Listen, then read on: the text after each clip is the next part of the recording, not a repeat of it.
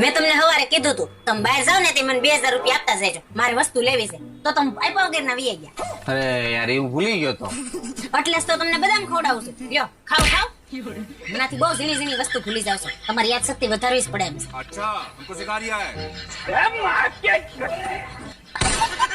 यही नहीं अभी और सुनिए अभी मजा आएगा ना भिड़ो.